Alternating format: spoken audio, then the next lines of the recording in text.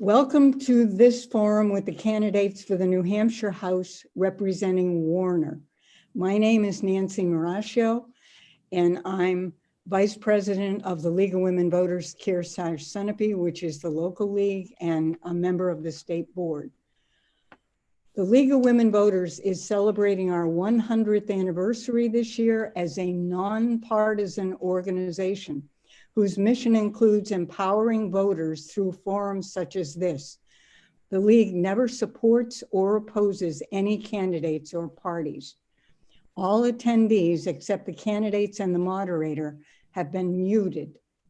We are pleased that the candidates are here, and by the way, all of the candidates in Warner are here, to share their ideas with you and to answer your questions. Questions have been solicited via email and sorted by the League's Forum Committee. Some questions have been combined. The forum is being recorded. It will be broadcast on a later date at YCN Cable TV and will also be available at your convenience on ycnnow.com for on-demand viewing. Share that information with friends and neighbors who are not on this webinar tonight. We may be able to take additional questions later. If you have a question, please type it in the chat. The candidates have agreed to the following rules. Each candidate will have up to 2 minutes for an opening statement. Candidates will have up to 2 minutes to answer moderators' questions.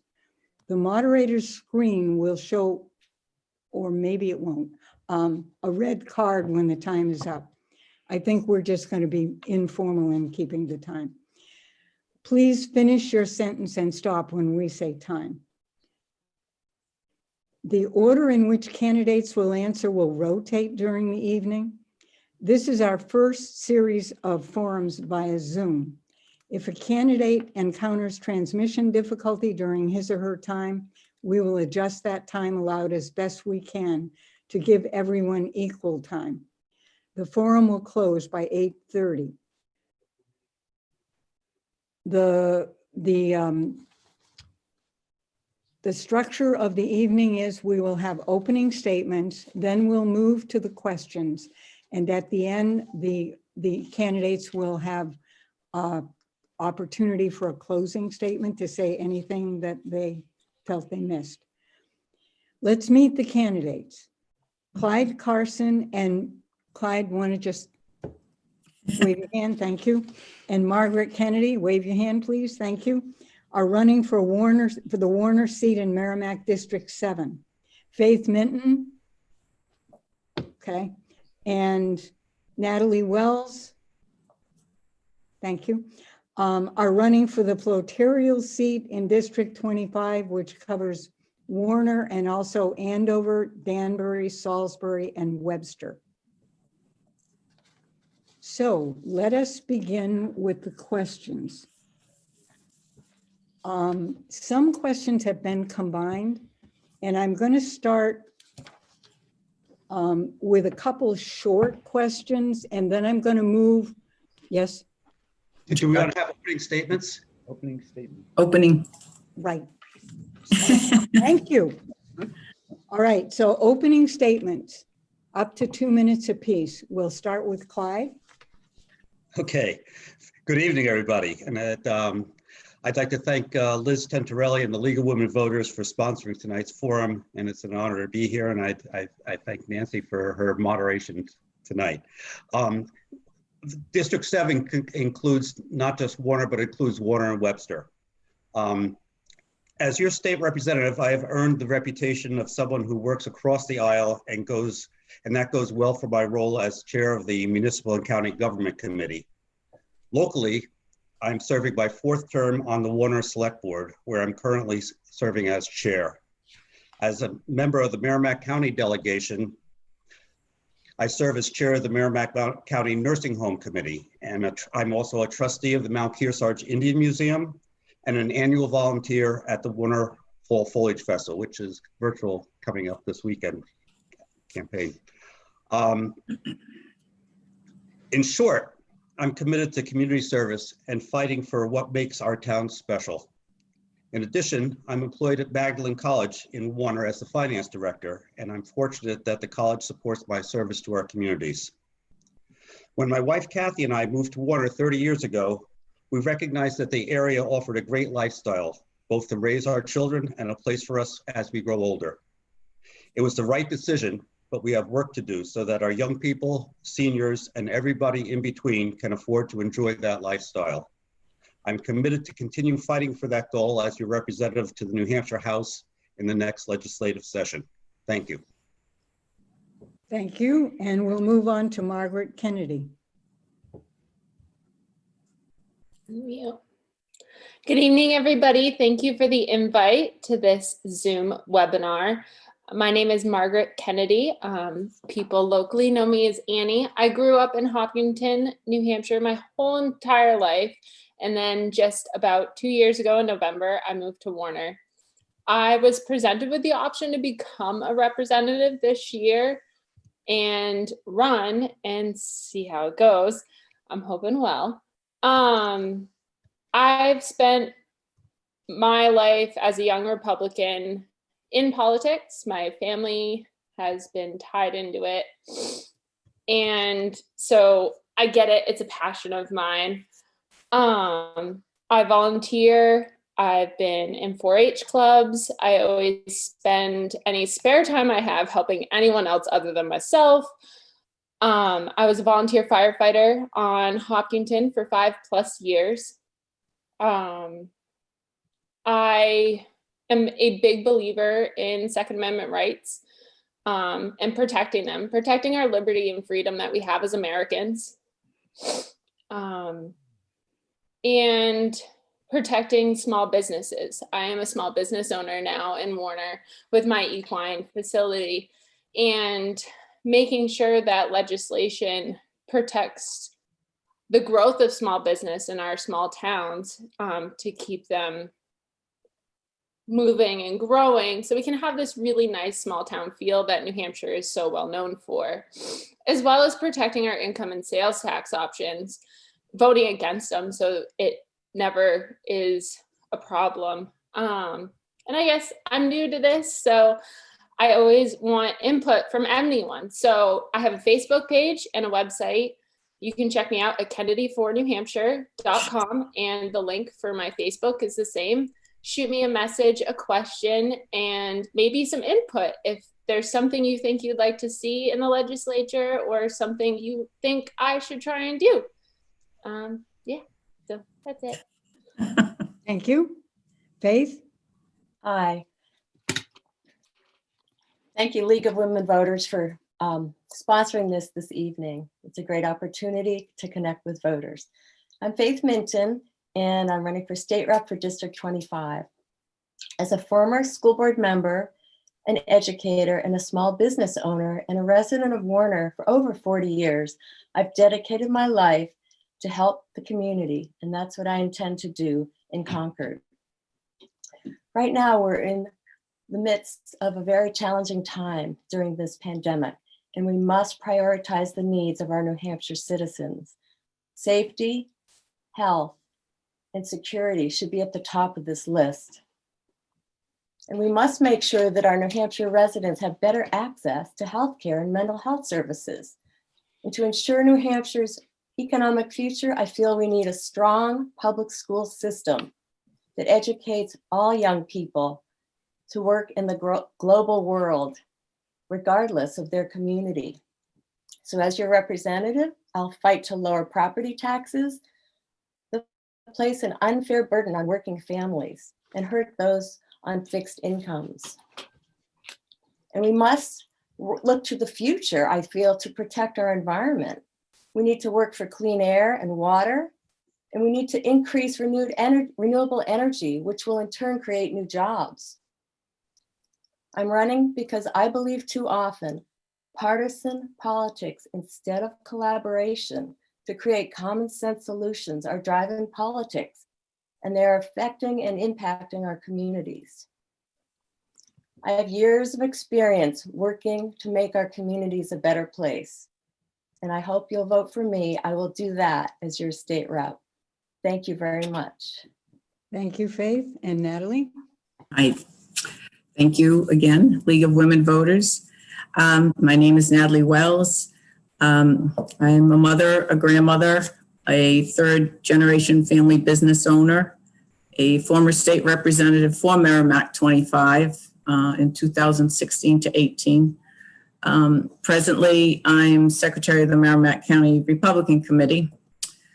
And as a business owner, I feel that whether it's our family household expenses, a business strategy plan, our state spending should still be thought in the same way as a family business. And a few years ago, the House introduced an amendment to the New Hampshire Constitution, which was CA-CR 27. It didn't make it, but basically it stated that the state should not spend what it doesn't have. And what that basically said to me was the New Hampshire citizen would not be taxed because we did a balanced budget and we're living within our means. As a former state representative and a member of the Election Law Committee, I've seen firsthand the hard work it takes to work across the aisle. Even as secretary of the Merrimack County Republican Committee, working with all the members to come to a satisfactory agreement on issues requires a give and take. As a grandmother, I'm concerned about choices for our children's education. I want all options on the table. As a conservative, I will not vote for any tax or fee. And I am someone who strongly believes in the United States and New Hampshire Constitution. And I'm someone who will strongly support the Second Amendment. New Hampshire leads the nation with no state sales or income tax to burden our citizens.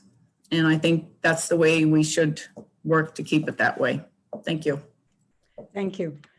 By the way, I'm calling people first names because that's what they prefer. So here's the first question. Which House committees would you like to serve on and why? That goes to Margaret. Good evening. So House committees. I was told that I get a lovely ticket and I get to pick which ones, or at least hope I get the best lottery of it. My number one, and I hope gets to be my only choice, is the Environment and Agricultural Committee. I am a farmer and I have a lot of intelligence on what it takes to be able to run a farm and what can and cannot go with that job. A big conversation piece of that has been minimum wage. Everybody wants minimum wage to go up. Well, for the agricultural part of New Hampshire, for minimum wage to go up would also make it very hard for us to find people to do jobs for us. There is no way you can have a fruit farmer paying somebody over $10 an hour. It's just not something that they can afford to have a sustainable farm. It's not an option. If they want to, but this is where there can be a give and take. Corporate is a completely different situation. So we have to be sensitive to the type of businesses. Small businesses should be exempt from some burdens like that, just like our income and sales tax. So yes, environment, a super good committee for me. And then probably a law enforcement. I believe that chain of command is really important. So finding a good way to help our first responders do their job best and maybe making laws work with or get rid of some that don't help them do their job as well could be another option. But I like, when I volunteer, because I like volunteering, I like going where people need help. So I would definitely kind of peruse, is there a place that needs more help? Is there a committee that has an opening that is something that just, it's dried up and needs some youth in it? Because I'm a young Republican, that's what I'm here for. So thank you. Thank you, Faith. Again, the question is, which House committees would you like to serve on and why? I like that, Annie. I really like that, seeing where there's a need. That's sort of my MO, how I work. That's what I've done in over 35 years of working in my community. Where there was a need, I would, jump in. But of course, being an educator, I may have a leaning towards the education committee. I feel like there's a lot of issues that need working as far as education. Supporting our technical schools, I think there are a lot of different options. We have a really huge inequities across the state in our school system. And I know that's something that is very much tied to our property taxes. And actually right now there's the New Hampshire Commission for Fair School Funding that's been working on that. So I think education is an area that is really important for the future of New Hampshire. In order to have a strong economy, we need a strong workforce. And in order to have a good, strong workforce, we need an educated and trained workforce. But that doesn't necessarily mean going through the typical high school route. As a matter of fact, I've been working with a student that's learning disabled for the last 7 years, and she's been on a plan where she's actually applied to a program that's run through Concord Hospital called Project Search. Now, this is a national program. Actually, it's a program that has about 500 sites at hospitals all over the country. It was started 24 years ago in Cincinnati.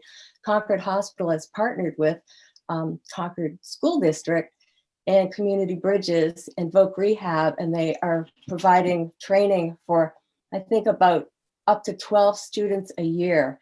Now, we only have maybe 1 or 2 of these programs in the state of New Hampshire. We need more focus on training for young people. I hear there may be an apprenticeship program that's based on a German program in the design phase. So I think education is an area that I would really fit in well with. But then again, there are other committees, and as Annie said, maybe there's a committee that really needs more help. So Thank you, Natalie. Again, the question is, which House committees would you like to serve on and why? Okay. Well, I thoroughly enjoyed the election law committee. And I know, Nancy, you were there quite often. And I just feel there's some bills that didn't quite make it, and I'd like to see them reintroduced, maybe in a different way, so that there's more bipartisan participation in it. And then 100 years ago, I actually graduated as a medical assistant. And health is also something that I quietly still enjoy helping people with. So I'm thinking possibly in the health committee, something of that nature, or the business commerce is another possibility. Just having been a business owner, I probably could have some input somewhere there. So this probably into the health, the commerce, or back into the election law. Thank you. Clyde, again, I'll repeat the question. Which House committees would you like to serve on and why?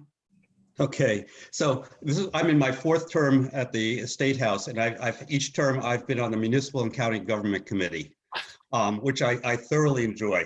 I also have a passion for renewable energy, and I've expressed an interest in the Science and Technology Committee, but I always seem to get assigned back to the Municipal and County Government Committee, which is absolutely fine. The reason being, as a local official, I have a perspective that I bring to legislation that is the town of Warner and Webster, a small town. We're on the committee where a lot of other selectmen or town moderators.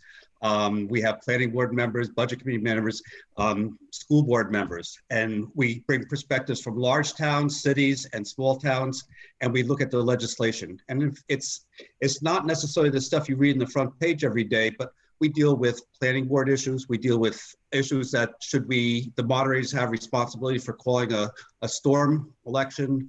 We deal with town tax laws, abatements, real estate deductions. We deal with whether selectmen can do this, that, or the other. We deal with 91A issues. It's a lot of different things. And the perspective that I bring to that is what happens in our town. I can come and say, well, I know what happens in Warner and I know what happens in Webster, and we have a discussion on legislation. And a lot of times you have a lot of discussion that you say, oh, gee, I didn't know they did that over in that town. You bring that back to your local town and you're able to improve the situation in your local level as well. So it works both ways. I bring a perspective to the State House, and I learn a perspective of the State House that I can bring back and apply locally. So it works out really well. I've been rewarded by being asked to be chair of the Municipal and County Government Committee, and it's, no matter what tells you, it's a lot of work to do it, but it's been rewarding, and I've learned a whole lot on that committee. So my expectation is if I'm reelected, I will be back there again. Thank you. Thank you. All right, I'm going to go to what is, I started you with something easy, and now I'm going to move to probably the most difficult question. And the reason I'm going to that is we have multiple residents of Warner who must have talked to each other, and they're sending in very close wording on the same issue. So I'm going to read a couple of ways people sent the question in, and then let you find your way to whatever you'd like to do in response. One person wrote, I am a resident of Warner. I have watched my property taxes go up, making it unlikely I will be able to continue to live in Warner. Please tell me what you may be able to do to lower taxes in Warner. And then another person said it this way: how do you plan to lower real estate taxes without raising state taxes?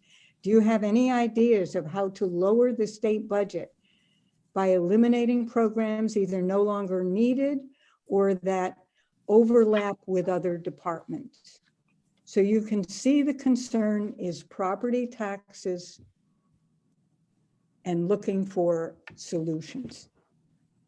This time we start with Faith. Thank you. Well, as I've been calling prospective voters over the last couple of months, that's another concern that I've heard, calling voters in District 25, which is Andover, Danbury, Salisbury, Warner, and Webster. So I've been making a lot of calls, and that's definitely something that's come up with other people.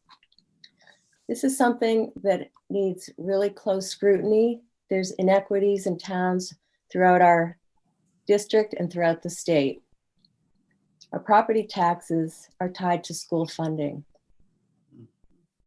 So the Commission to Study School Funding will be sharing their findings, which will create more understanding about the issue of property taxes tied with school funding. This is something that over, I think it's 27 years with the Claremont decision. We talk about that in Warner. What are we going to do to lower our taxes? And I remember our former selectman years ago, J.D. Colcord, said, got to work with it at the state level. So at this time, I think we need to look at all revenue sources and see how to allocate the funds we have. And I feel like I need to learn more, and I'm not willing to rule anything out. So I think this is a real difficult decision that has to be addressed. And as I said earlier, one of my strengths is to look at issues, collaborate with others, and come up with some solutions. And I have no answer at this point of what those solutions will be, but I think identifying this problem is really the first step, that we all must agree that our property taxes are too high and huge inequities across the state, and it's very much tied to school funding. Thank you. Natalie? Yes, I agree with Faith. But I know for Warner, we are over 20,000, no, let's see, 20, let's see. We're more than the state as far as each individual child that we pay for. and I don't know, I look at the past two deliberative sessions and I just say, was there somewhere, I didn't see anything, Faith, where it said that you might have tried to cut something. Not all of the school budget is a fixed income. There's other areas, we have tons of people that are not professional teachers. Maybe if we had more people that weren't attached to the union, things could be lowered. But I'm definitely one who would like to look into the overlapping. In fact, I had someone bring that up to me, that he was trying to find a certain department and he was at the State House looking at the whole category, and he just saw overlapping of different departments. And right there, you know, I think some scrutiny could be done there, and that could save us some money. One thing I will not vote for, though, is any tax to fix this, because you have to look into all the different departments and see where you can fix it. Because you give it, first of all, we just ruin our New Hampshire advantage if we do that. And all you're doing is taking it from the left pocket to the right pocket. It's still coming out of it's still hurting the citizen of New Hampshire. So we definitely, this is a local thing. When I was a state rep, the state did send money. The state isn't able to change that structure for this town, but they can send money to the town, which they did. They sent money to help with the red bridges that were in danger. For roads, they sent money. Unanticipated money they've sent to the towns. So there is ways that the state can help the towns, but the bottom line is it has to be the finances from the town to make it work, and find ways to do something better, because real quick is our proficiency. It's kind of sad right now. We're only at a halfway point with the children with math and with English. And that's just not good. Thank you. Clyde? Yep, thank you. First of all, cutting spending at the state level won't help local real estate taxes. That's revenue that comes to the state and stays at the state and that level. What can happen at the local level is what the state either sends to the locals, to the communities, to the school districts, or what it doesn't send, and by doing downshift into communities. And that's an area that has really impacted communities significantly over the past few years.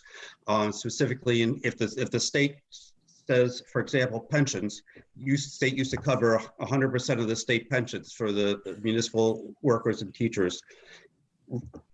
Over the years, that has been reduced down to the point now where the local communities and school districts pick up the entire cost of those pensions. The state was able to balance the budget, but the tab for that came back to the community. So it's downshifting. And I will not support a budget that downshifts to the communities in the next biennium. And that's one of the first things we do when the next legislative session happens. The first year is pretty much focused on the budget. And I think one of the most important things we want to do is make sure that we don't downshift to the communities, that we preserve and make sure that our first responders and essential workers are protected and have the resources they need to do their jobs, because we're still not out of COVID-19. We'll probably be living with that for at least another year. The other area is in the, it's been mentioned by both Faith and Natalie, is education. This case before the Supreme Court says that the state doesn't pay its fair share of education costs for students. $3,700 just doesn't cut it. I expect a lot of the expectation the Supreme Court's going to go back to the legislature and say, you guys have to do better and figure it out. So that's going to be a task on our agenda this next go. And I think there needs to be a discussion of how we go about doing that. But I think if we solve it correctly, that should have a positive impact on our tax levels at the local level. New Hampshire rates near the bottom. I think we might just rate ahead of Mississippi in terms of state aid to local school districts. So we wait significantly at the bottom of the barrel when it comes to what the state puts towards public education. We can do much better. We should do much better. And if we can do that, it should help us out on the tax rates. Thank you. Thank you, Margaret. Hi. So this is one of those hot topics that I'm still learning a heck of a lot about. And my good hashtag answer in the beginning of all this was, we can do better. Well, we can. But so it's divided up into two sections, like a lot of everybody on here has said. It's what the state can allot to the town to help with school funding and stuff like that to help keep taxes down. Well, it's the town's responsibility, the town's selectmen, and the people of the town to be able to go and vote and talk about these issues. Moving town meeting to a Saturday where people that work a 9-to-5 job can easily go to the meeting and be able to vote. Perfect example, Hopkinton, COVID helped them out in this situation. Their school budget was astronomical. And there was a meeting where everybody was able to drive in and vote. There was so many more votes than there ever has been on the school budget. And it got turned down because if anyone's heard the rumors, their school budget is huge, which does not help Hopkinton's taxes. And Warner's not much different with Kearsarge. We also have a little tricky situation where we have the Lakes region where we can try and find a better way to split up the taxes because those are big houses, big real estate taxes. Why are our taxes so big in town? Who knows? It's a business that's not running right. It's a business that needs reform. So it's a responsibility mainly of our town administration to help lower those bills. And also things like really expensive projects. Our fire department that went in Warner was much needed, just like the one in Hopkinton was. NFPA standards have changed over the past 5 years on what is expected to be inside a fire station to be able to run and have insurance and run safely so we can protect our town people. That's a budget we can't skip over. We can't slim that one down any, but we need to run stuff like a business. We need to check things, reform things constantly to be able to keep prices down. If we don't do that, they're just going to keep going. And then, I mean, you can't really bankrupt a town, but can you? I mean, you could put in sidewalks and all that stuff. That's going to be a boatload of money that we don't need to spend. We could totally save that on taxes. And with the state level, so as a representative, you just got to make sure that the town gets the money it needs. But it is the responsibility of our selectmen and the responsibility of people being able to come to vote, but that needs to be possible by things like a Saturday town meeting. Thank you. Several of you mentioned education, so I'll go to 2 questions on education. The first one refers to the commission that a couple of you mentioned. The Commission to Study School Funding is developing recommendations for reforming the state's existing school funding system with a final report due at the end of the year. Imbalances between rich and poorer towns are now complicated by remote and hybrid learning. What steps will you support to ensure quality education for all New Hampshire students? And Natalie, we start with you. Okay. Well, as most people know, I am a proponent of school choice. And I think, and there's charter schools, which are public schools. And sometimes that's necessary for the kids to attend if they're bullied, if they need more attention. It's just, we can't just have just for the public school.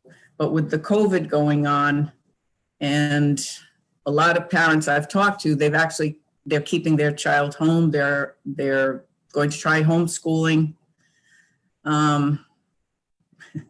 So sarcastically, I say, do we get a refund? It's just, there's just a lot of expense that's gone down, and every year it goes up. And again, Annie's right, people need to go to the annual meetings, and they need to be participating, not just vote A or B, whether it's the municipal or it's the school board side, which is always the same for some reason. We need to look at the different, we need to break it down is what we need to do. Thank you. Clyde? Sure, thank you. I imagine all of us here were benefits of a good public education. And I believe that each generation has a responsibility of providing a good education for the next generation. And that's one of the things that's going to come out of this study. It's going to say, as I mentioned before, New Hampshire doesn't live up to its obligation to the public school systems. We really underfund our education system, which falls back to the real estate tax issue. I believe that we have to fund public education so that each kid, whether they live in Water or whether they live in Bedford or Wolfboro, has the same educational opportunities. It is not the case today. Excuse me, my phone's unknown number, sorry. Yeah, I get a lot of those. Each kid needs to have the same opportunity. And I believe that we can do that by funding education, a good education formula from the state level, so that each town has a better level than $3,700 per kid to work with. $3,700 in one town might be a significant part of it, but in some other towns, it's not a big factor. You go to a town that has a large tax base, $3,700, they have a whole tax base that's going to allow them to offer programs far more than what a smaller town can do. And that's where the unfairness in the system works. So I'll be anxious to see what comes out of the study. I'll be anxious to see what the Supreme Court says, and I will be supporting proper level of funding for our public schools. Thank you. Thank you. Margaret? So I am a private school kid. I grew up in Hopkinton. I went to Hopkinton Independent School, and then I went to Bishop Brady. Then I guess as much of a public school as I could go to, I ended up at NHTI in Concord, and then did a little bit at New England College. I was really fortunate that my parents had the choice to send me where they would like. Parents should have a choice in what they do with their children's education. They also should have a voice of how money is allotted to their children's education. They should also have the power to know what is going on in their children's education. COVID-19 has given us a window into a lot of the unfortunate and fortunate things that have been happening with teacher unions, whether or not people feel like working or don't. That's kind of happened. It's at the point where, oh, I don't want to go to school. Or the teacher's like, I don't want to teach. Well, our kids need to learn. So you need to either teach or we'll find somebody to do your job that will. And that, there's a lot of ways to go about this. The education, everything that goes around it, it's a sacred cow that nobody wants to talk about the budget. But parents need the power in their children's education, not some union. That's pretty simple. That was my cat.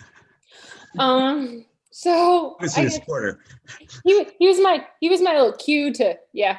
So I got a lot more to learn, but parents have the right to choose. I'm gonna be a mother in December on the 13th, hopefully. And in a couple years, I hope I have the choice to do what I want with my child's education. Thank you. Faith? Hi.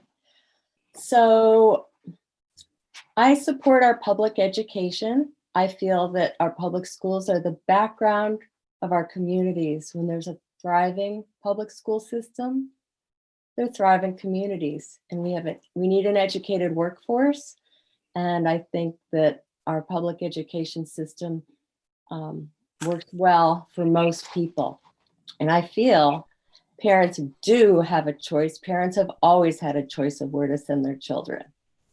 So I'm just not sure where this whole idea of choosing came from. I have the feeling it's for people that want to defund our public institutions. And I'm not for defunding public schools. I feel like we need to increase our funding for public schools. We don't need to defund them with vouchers. And I do believe parents, as I said, already have the choice.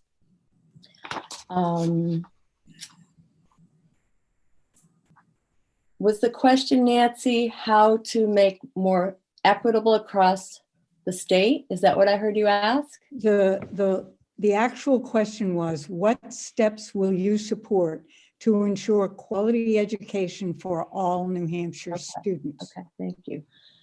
So I think, as Clyde had mentioned, the Fair School Funding Commission, when that comes out, their information comes out, we're going to learn a lot of information about that. Right now, there are inequities throughout the state.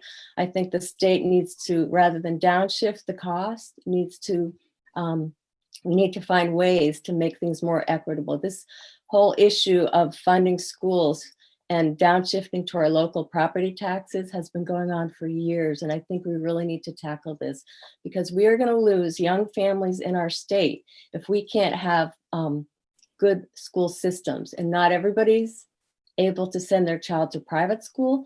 Not everybody's able to homeschool. I think it's wonderful that parents have options, and they do have options, but I don't feel we need to defund our public schools by taking any money away. I think we really need to support them even more, so that, as a matter of fact, I was learning about one of our schools in my district, 25, Danbury School, can only keep public school teachers in their elementary school for 3 years.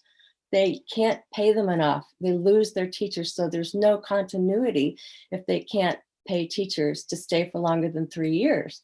So in my district, 25, it covers 3 different school districts, and there's a lot of variation in those districts. So I'd like to see a little bit more support of our technical schools in our state, more extended learning opportunities throughout the state, so that young people can have experiential learning, which I know at Kearsarge, the high school in my district, we do, and we have an extended learning coordinator and a transition coordinator. So I was listening to Natalie, and I think Annie and Clyde too, that these school board meetings are open to the public, and people can come and learn more about how our schools are run. Most of our costs in the public schools are related to our faculty and staff, and we need a really educated, committed staff to run our schools. So that's really where most of our costs are coming from. So hopefully I could go on, but I'm sure you have other questions. Thank you very much. Well, you've all answered the second education question, which was about non-public schools. So I'll move to another subject. And yes? There's a question that kind of pertains to everything we're talking about. I'll get to those later. The next question is, one of the first actions of the next House of Representatives is the election of a Secretary of State. How will you decide whom to vote for? And Clyde, you're on. All right. So Secretary of State, we've had each year you do each session you vote for a Secretary of State. Normally, I think 3 of the last 4 times has been Bill Gardner as being the only candidate. So he's been great. He's the dean of of secretaries of state. He's recognized across the country as being one of the best, and he's our current Secretary of State. If Bill decides to run again, he would get a lot of support, I think, including mine. He's fair, and he tends to try to listen to everything before he's making decisions. If he doesn't, there'll be candidates putting in for it, and what you want to do is, I think, look for someone who is fair, who isn't partisan, who respects the authorities of the towns, particularly when it comes to elections. It's an important issue for me. I think everybody can remember back, we've had a couple of blizzards or storms over the last couple of years that impacted voting days. And it was I guess it took a while to figure out what we were going to do, but I think at the end of the day, I think town moderators should have the authority to make the call on whether to have elections or to have town meeting day. So I will be looking for a state Secretary of State that has that same sort of opinion. I think, the candidates usually get are all good. It's just, finding out which one, it looks like he's got to support I think the communities and municipalities in the best respect. Keep our elections fair and square, which they do. Keep our first, the nation primary, which is the other thing of the Secretary of State. And I think Bill Gardner has done a great job with that as well. So thank you. Thank you, Margaret. I agree with Clyde on this one. I have known Bill Gardner since I was in grade school, as a family friend and as knowing him as a state secretary. I believe that hopefully he will run, and he would definitely have my vote. If not, we do need somebody that is bipartisan and can hold people accountable in the right way. So pretty simple. Thank you. Faith? Thanks. So I think I would learn as much as I could about the candidates, about the position. And again, as Clyde said, a person that's fair, nonpartisan, and respectful. And I think also, as others have said, keeping the first in the nation primary. And I know we've had Bill Gardner for a long time. We'll see if he runs again or whether someone else runs. But I think the best thing to do is to find out as much about the candidates, and that's really the best I think we can do. Thank you. Natalie? I think Bill Gardner's got his vote. I agreed with Clyde and Annie, and would research it, Faith. I've gotten to know Bill Gardner because he would obviously come to election law committee quite a bit. And he definitely is bipartisan, and he's willing to explain it and re-explain it. Sometimes he has a tendency to do that, but he's just such a good person. He would definitely get my vote. And if he isn't running, definitely someone who's going to work, someone of the same nature as Bill Gardner. Thank you. There were several public safety questions around guns.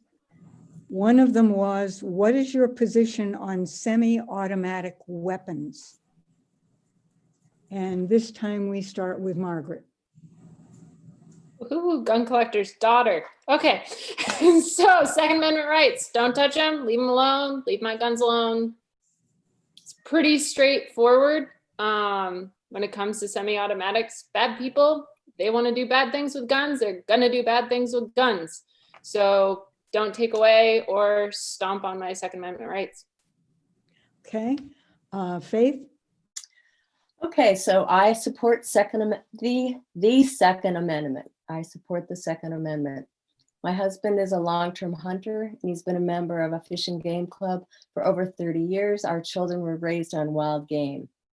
So New Hampshire has a long sportsmanship background, which I think we need to preserve. I think we'll find that most hunters are environmentalists. They want to protect the environment and they want to enjoy the beautiful outdoors. And my husband finds hunting very meditative, sitting in the outdoors. So we'll say that's my family's view. Looking at weapons, I think a well-regulated militia can be the people that are trained for those type of weapons. I don't think that a lot of that type of weaponry should be out in the streets, but I really don't know what the future is for removing them. I do know that people want background checks, and I think one can be for the Second Amendment and also be sensible for having weapons. And first of all, no weapons in schools unless it's a security officer. I feel like there's certain places we really don't want guns, but I am a supporter of the Second Amendment. Okay, thank you. Natalie? Okay.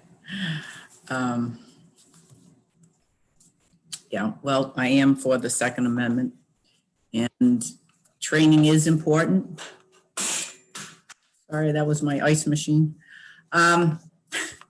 Training is important, and that's why it's kind of sad that Warner wasn't allowed to have their indoor gun range, because there's training that could have gone down. And I know you weren't in favor of that, Faith, but I think it would have encouraged, for the police even, they could have gone there and done their practicing.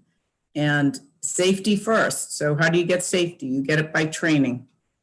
And it's true, like Annie said, those who intend to do harm to people, they'll find a way to get the guns. It's the good people that are getting hurt in the mix of all of this.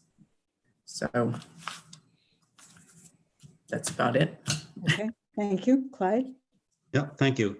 And just, I think we're all saying we support the Second Amendment. We might interpret that differently, but I do support the Second Amendment. When it comes to semi-automatic weapons, which I think was the question is, I guess, New Hampshire has some of the most liberal gun laws in the country. We have concealed carry, we have open carry, you can without a permit. My concern as a person's out in public is the person who's going to try to defend me from somebody, a bad guy in public. Is that person trained? Do they have any, I don't necessarily want somebody defending me who has no idea what they're doing with the weapon they have in their hands. I think training is important, so I agree with Natalie on that one. I think also we have areas where we say it's not a good idea to have a weapon here. You go on an airplane, you don't bring your weapon. You go in a courthouse, you don't bring your weapon. I think, we go into the hospitals, there's signs at the door, weapons aren't allowed here, no guns. I think the same should apply at the municipal level, and the selectmen should be able to have the authority to say, you can't bring your weapon down to the ball fields. You can't practice shoot there. If you get to schools, the schools should, the board should have the authority to say, this is our gun policy, and be able to implement it. It's not unreasonable to do that. So when it comes, we hear the term common sense gun regulation. It's not that we want to turn down the Second Amendment, but we think safety is important, and we need to have a debate on what's the right level of safety. And I tend to come down in those areas that I just talked about. So thank you. Thank you.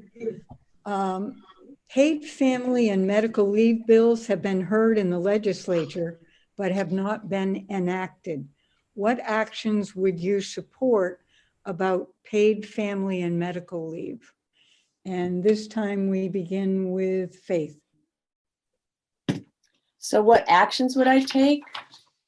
What actions would you support about paid family and medical leave? Okay. Well, I think it can be a real burden and hardship to care for a sick family member or an elderly parent. So I think that this is definitely something that we should be pursuing in New Hampshire, paid family leave insurance and medical leave. I think that what actions I would pursue is learning more about it. And if there's legislation, I would support it. So I think that's what you're asking me. Mhm. Yeah, thank you. Thank you, Natalie. I don't have a problem with the family medical leave per se. What I'm against is the mandated one, because that the only way they can do that is institute an income tax. And that's going to hurt the employer and it's going to hurt the employee, because if they don't know enough to opt out of this program, they're stuck in it. And those that know enough to opt out, then the balance of the whole thing, there may not be enough people in there to keep it afloat. What Governor Sununu wanted to do back in 2019 was make it voluntary.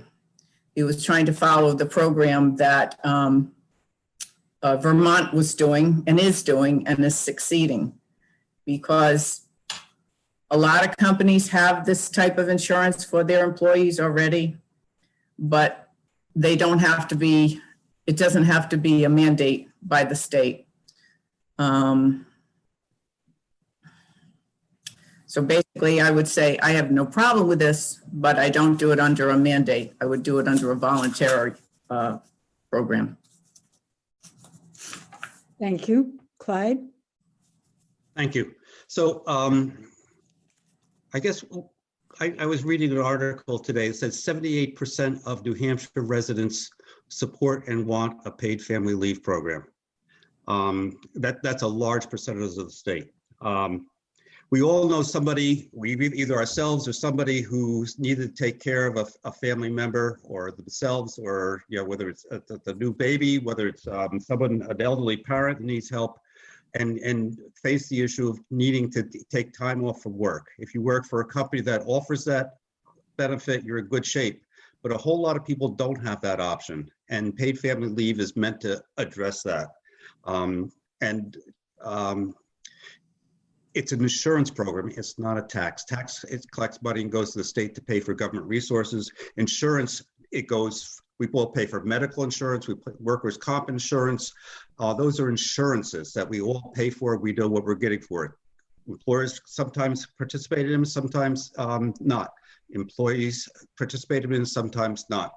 But we know that insurance works when you have a bunch of people in paying for that insurance. That's how insurance policies work. That's how they pay for themselves.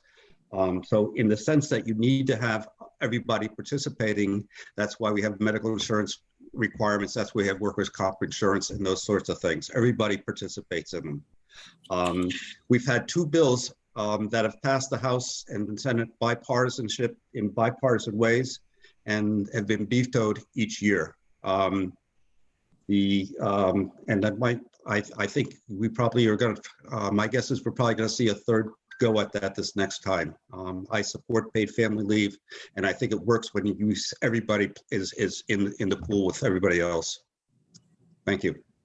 Thank you. Margaret? So on this issue, I think I'm with Natalie on it. I don't know a lot about it. It hasn't been one of my main focuses. So I would go with the fact it's important for people to be able to have something to fall back on if they do have a sick family member. But it can't be something that's mandatory that's going to hurt small businesses. Thank you.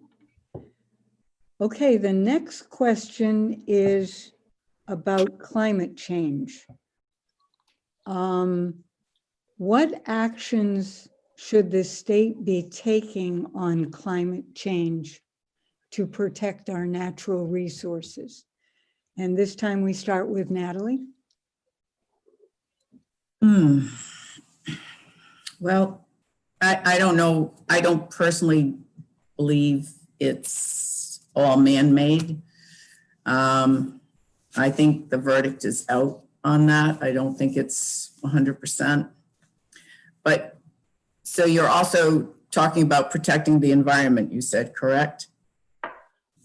Yes, Yes. Okay. So, actually to protect our natural resources. okay. So just a little bit on that. I just hope we don't, well, first of all, let me see, I'm jumping in my head here. Okay. So right now we in New Hampshire have about 2% of solar and with wind. And I don't really think, obviously it's not sustainable. So we cannot really give up on the other energy sources we have. We can't be like California. And New Hampshire is 80% forestry. So one thing that's real important that I believe we need to keep doing is clearing in our forests. And then all the extra dead wood, all that needs to be removed because that's only a way for forest fires. And then you're sending the smoke into the pollution. But so and also the little wood that's left, that's for the loggers. I think it's good. It keeps people who are in the loggers in that business, it keeps them employed too. Let's see, what else could I think of? The only other thing as far as the environment, I want people to think about when they keep putting their herbicides and their pesticides into the ground, that's something environmentally we should be looking at. And just, I know solar panels are your baby, Clyde, but if there's ever a crack in them, this really worries me because they are heavy metals and that seeps into the ground. And I just have a feeling, and then they want to dispose of them into a landfill. I just think in 20 years from now, it's going to come back and bite us. And it may not be nice. I'm just cancerous wise, I'm afraid of that. That's it. Okay, thank you. Clyde? All right, thank you. I'll come back to solar in a minute, but there was one of the things that came before the Municipal and County Government Committee was the issue of climate change. And we had a few different bills to address and enable communities to band together to address the effects of climate change. And in particularly New Hampshire, the issue on the seacoast is rising sea levels. Tides coming in, high tides, usually storm surges and that sort of things are going to really impact the seacoast level. There's talks that we may have to take an area like Strawberry Bank and relocate it, or else it'll be lost to the sea. So legislation was to enable towns to band together to form basically village districts, if you will, to address the impacts of climate change and to go forward with that. When it comes to forestry, a lot of New Hampshire, I think the forestry industry is really important to New Hampshire when it comes to addressing climate change, but it's also a big employer. Our forestry industry not only protects our loggers who send the products off to wood, and also the wood generating energy facilities. And it also, by keeping our forestry wooded, it also attracts a lot of tourists that come up to our state to see our beautiful mountains. We had legislation passed in the House and Senate 2 years in a row that would have supported the forestry industry, that allowed our wood burning energy electrical producing plants to be competitive with the natural gas and number 2 oil generators. Bipartisan both times. It got vetoed by the governor twice, and it was sustained in the House. I find that a shame. I think we need to support our forestry industry in that sense. Solar, we don't have a lot of natural resources in New Hampshire, but we do have sun, and we do, that's an industry that has jobs. It allows us to address climate change by using less carbon-based fuels. You know, the panels are fully recyclable. They don't seep into the earth. I was on a committee that went and looked at solid landfills. We have a solid landfill fill issue in the state of New Hampshire, which we have to address as well. But solar is an industry that supports a lot of jobs, small businesses in the state. I've had legislation that helps support solar generation, renewable energy that gives towns and school districts more authority to put solar panels in their towns. We use that to put the solar panels in Warner. There's been legislation that's been vetoed that will allow that industry to grow, and that's unfortunate. Our 10-year energy plan is pretty much carbon-based, and it really negates the impact of renewable energy. So I would support legislation that raises the net metering cap to 5 megabytes or higher. Whether we should have a cap at all would be a good question. So I fully support renewable and clean energy legislation, and will do so if I'm reelected. Thank you. Margaret?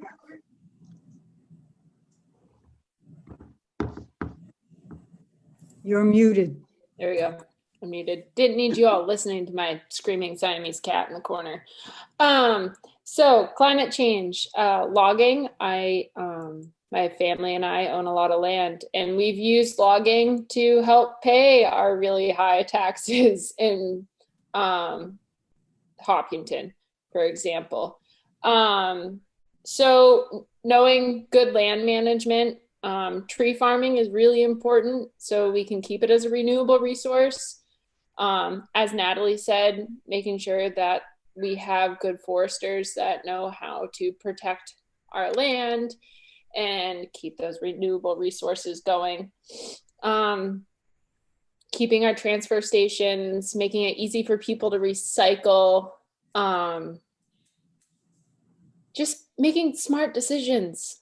Clean up after yourself, don't dump fuel on the ground.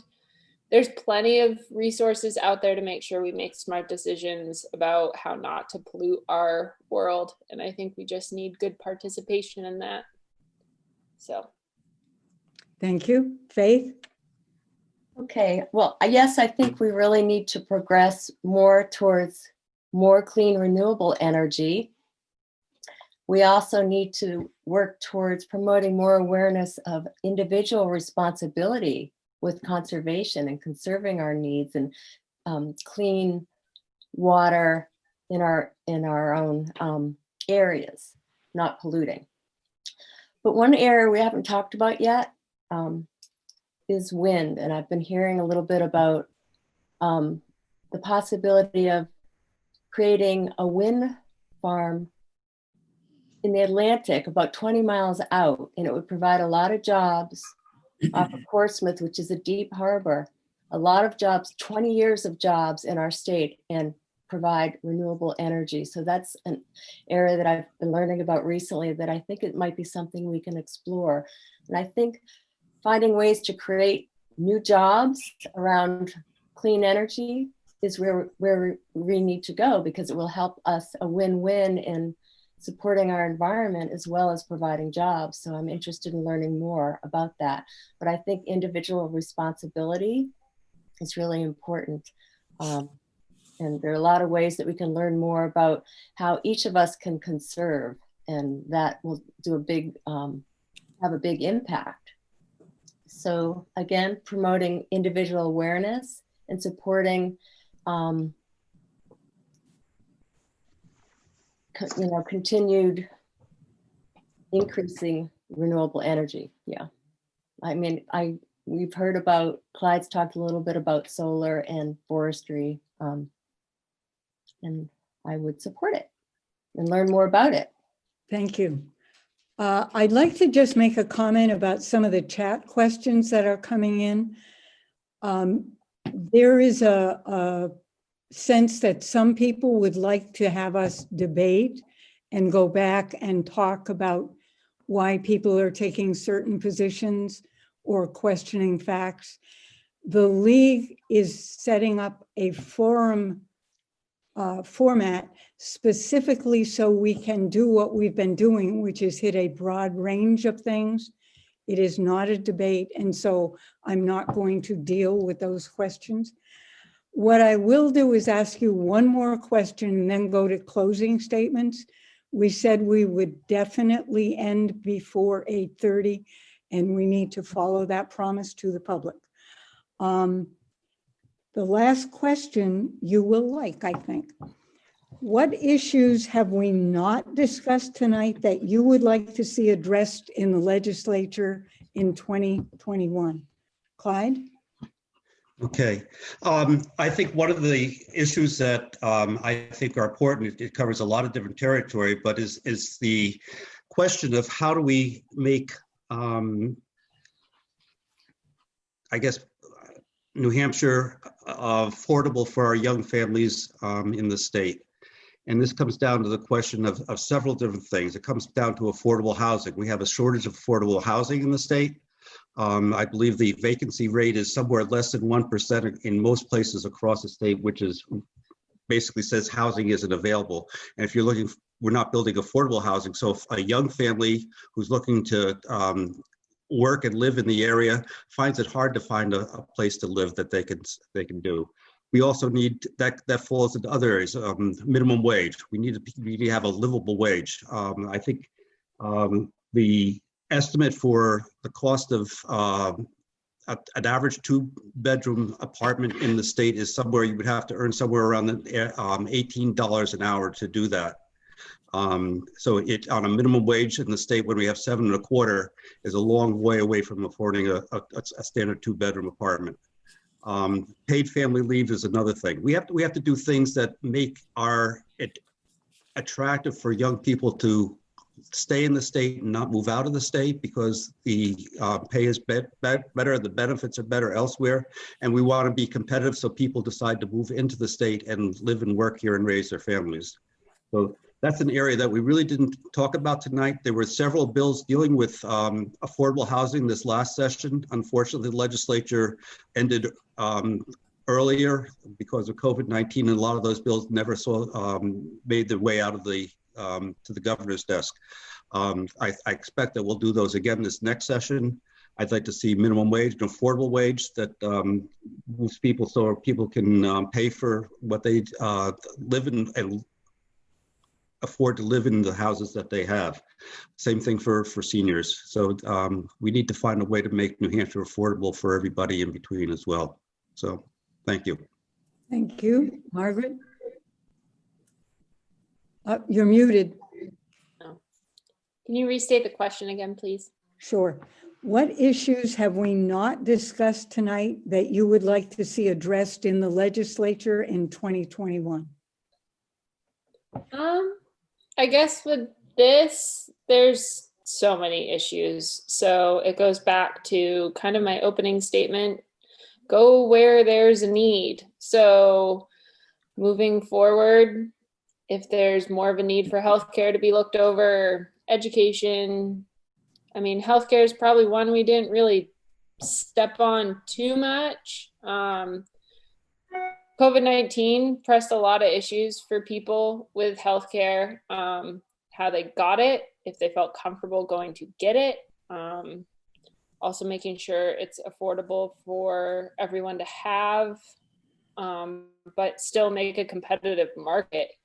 I am 7 months pregnant, and back on my first ultrasound to be able to find out the sex of my child, the hospital was telling me that I could not bring in my significant other to my appointment.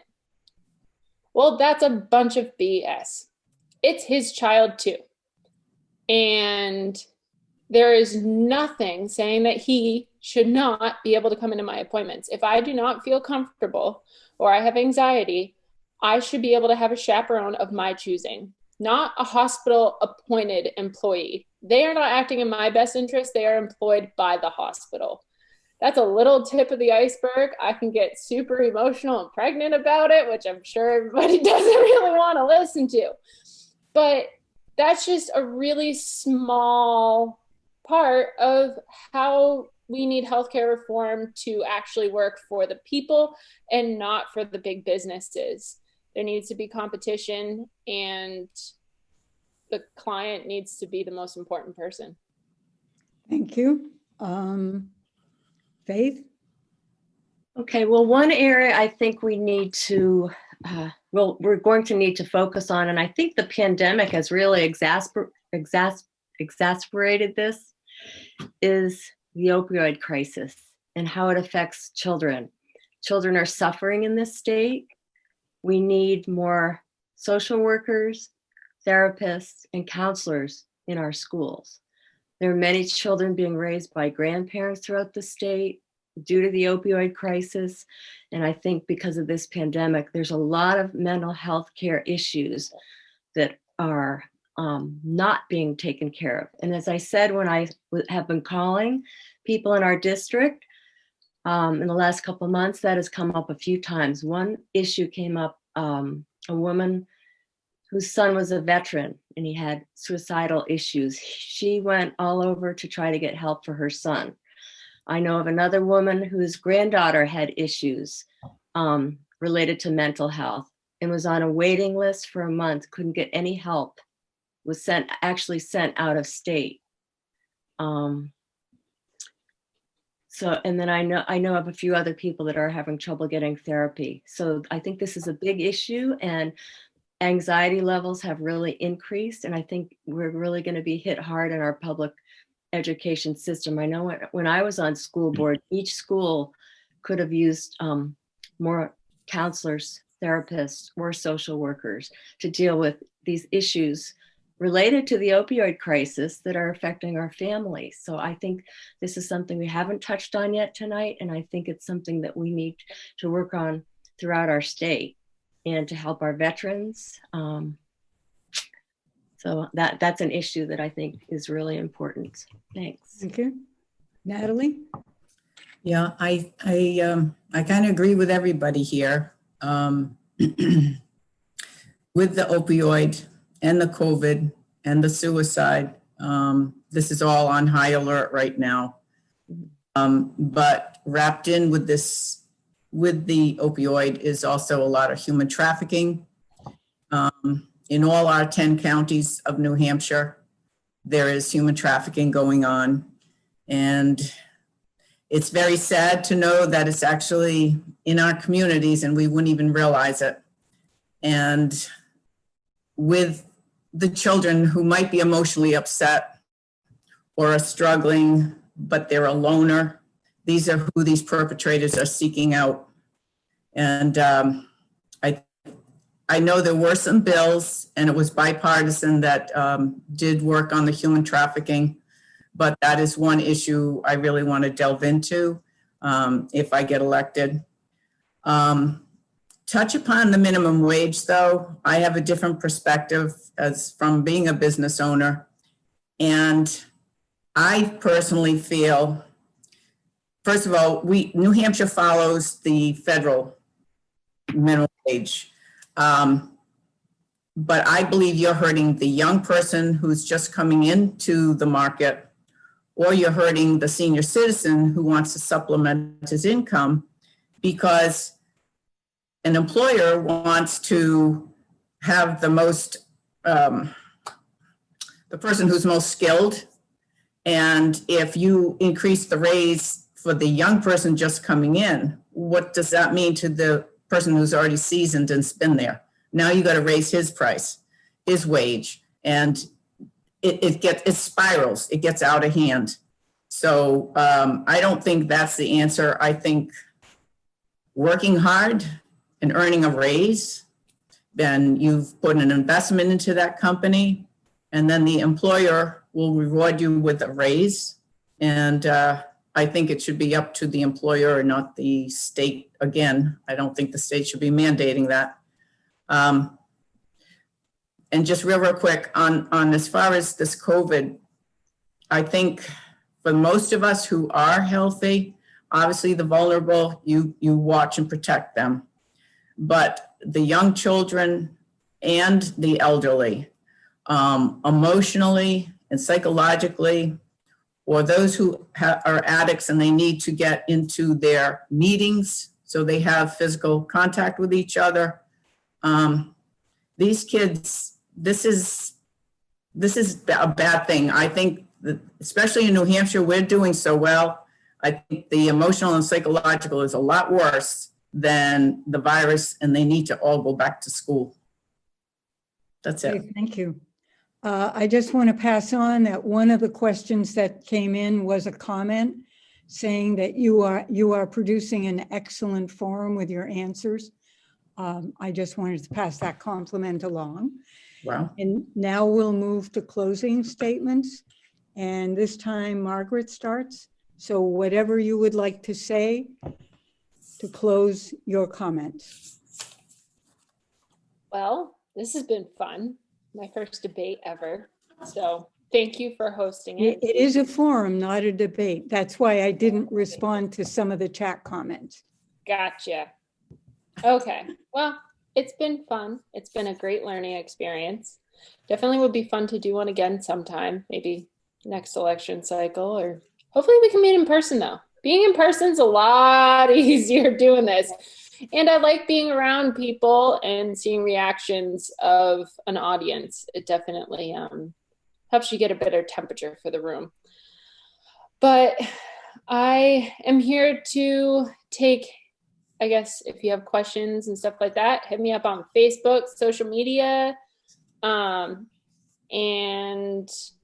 if you want to sign, shoot me a message. Vote for me in November. Faith? Well, thank you for hosting this tonight, League of Women Voters. I'd like to just close talking about our New Hampshire residents and the challenges that we're facing now. Even a few months ago, we couldn't imagine this. But in my years of working in the community, I've come to understand that I think there are three things that are necessary to successfully navigate challenges such as this, and that is communication, collaboration, and community. And I'm deeply concerned that at a time when we most need to work together, our societies become more polarized, and it does not need to be this way.